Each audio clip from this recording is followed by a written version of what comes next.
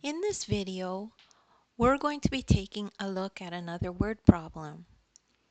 And it's important not to be afraid of word problems because once you read them over and figure out what it's saying, it's actually pretty easy to understand. So in this problem, it says, Sienna has 12 pizzas. Only 3 of them have cheese. How many pizzas do not have cheese? Write a subtraction sentence that fits the story. So in this problem, we have 12 pizzas. And then it says only 3 of them have cheese. So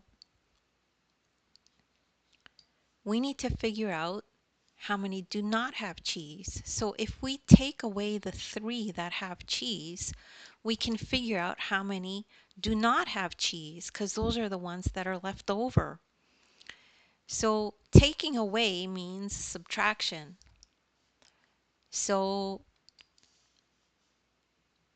12 minus 3 equals, and if you need help, you could just look at a number line or you could think about it in your head.